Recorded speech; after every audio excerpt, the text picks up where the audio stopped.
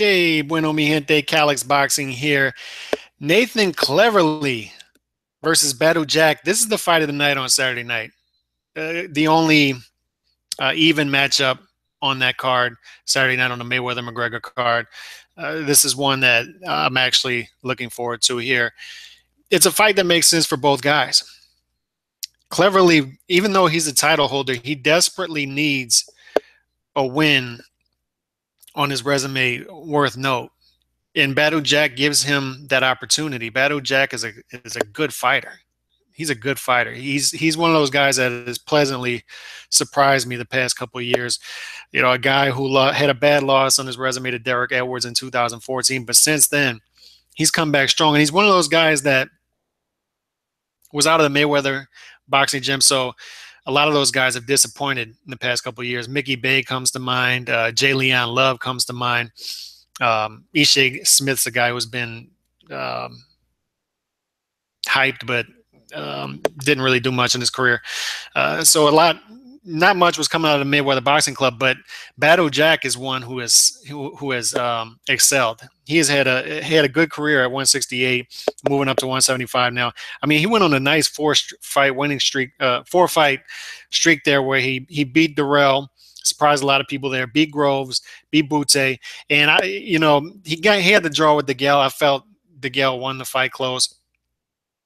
DeGale, a guy who I've been bigging up on this channel for a couple of years now, a guy who I like, is very talented, and another guy who will probably be moving up to 175 to be chasing bigger names. And it's a fight that makes sense for Jack too, in that he's moving up to 175, and it's not a big jump for him. He's a guy who fills out at 175 nicely. I think he will anyway. And the bigger names are at 175 now. 168 was a Shark Tank for a good while there, but now the names are at 75. Andre Ward, Kovalev. Not going to mention the other guy who just hasn't been facing the big names recently. Been disappointing. Not going to mention his name, but also you got guys like Fonfara, just decent guys at 175 too. But Cleverly, let's go back to him now. First of all, let me stick to Jack here for 1 second. Jack, it makes sense for him to move to 175 to chase this title too, because it is a title, and Cleverly is a guy he can beat.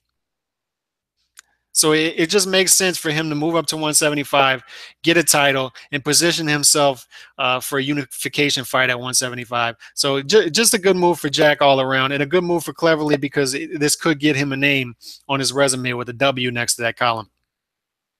But Cleverly, I mentioned names on Jack's resume recently that he's won. He's got those wins, other than the fight against DeGale. But Cleverly's the opposite. Every time he's stepped up, he's lost. The Fonfara fight, which I thought was a fun fight, but Fonfara, a good fighter, Bellew, a good fighter, Kovalev, a great fighter, and he lost all three of those fights. Got knocked out by Kovalev. But he's fought those guys. He has that experience at 175. He's got experience against big fighters. Kovalev, Bellew, and Fonfara, all big fighters, all physically imposing fighters. Badou Jack's not that big physical guy that's imposing. However, he does present other problems for Cleverly here. Cleverly, the dimensions are pretty much the same. So there's this big talk about Jack moving up to 175, 7 pounds, but they're pretty much the same size. 6'1.5", 74-inch reach for Cleverly, 6'1", 73-inch reach for Jack. There's a 1-inch reach advantage for Cleverly, but that being said, the 1 inch doesn't really matter if you watch Cleverly fight. Cleverly is a guy who slouches down, especially when you're throwing punches. He goes in that peekaboo style when it puts his guard up when you're throwing punches, and he's so prone to uppercuts because he slouches his head down when you're throwing punches. And if you can punch through that guard with the uppercut, he is so prone for that. But he doesn't use his height all that well. He slouches down. So if anything, I mean, Badou Jack is going to be the one, I think, finding his reach and finding his distance in this fight, even though Cleverly has a slight reach advantage in this fight. But Cleverly is a good offensive fighter. He puts combination punches together well. He punches to the body very well. He's a good body puncher, and you saw that in the Fonfara fight. But what you also saw in the Fonfara fight, what you also saw in the Kovalev and Bellew fights, is Cleverly is not a good defender. He's there to be hit. He squares up. He comes in, like I said, doesn't use his height to his advantage when he does have an advantage in height anyway. He hasn't in the past fighting other big fighters at 175, but has a slight advantage in reach and height in this fight. But he's not going to use it because he does slouch. He does walk forward and slouch. However, he does put combination punches together well, especially to the body. So offensively, he's fine. The problem is defensively. He just gets hit a lot. And the strengths of Badou Jack is he's a good technical fighter. He's solid. He's one of those guys that he doesn't stick out to you.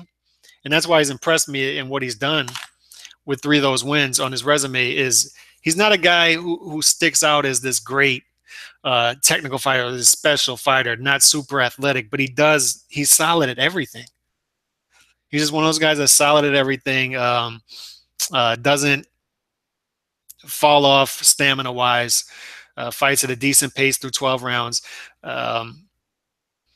controls distance and pace very well, uses his jab well, and he can put combinations together too as well. And he's a decent defensive fighter. He has shown that he's prone to some right hands, drops that left hand, but he is a decent defensive fighter.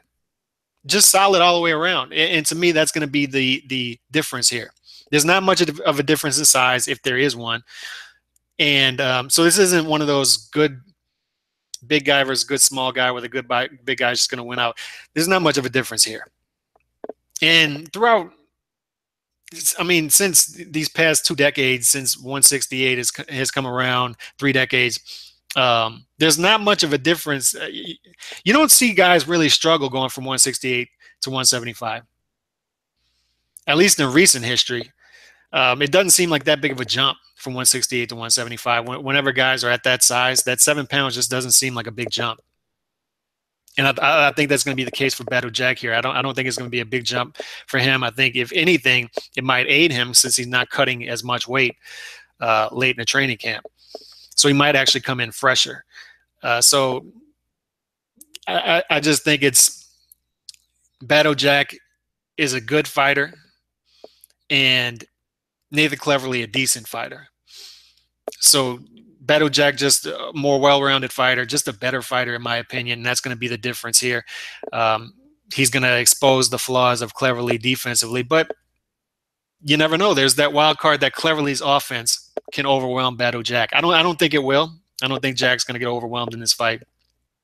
I think he's going to control the distance and pace, fight a good fight, and win this fight on the card. So I like Badou Jack by unanimous decision in this one. Y'all hit me up. Let me know what y'all think about this fight. I'm out. Peace.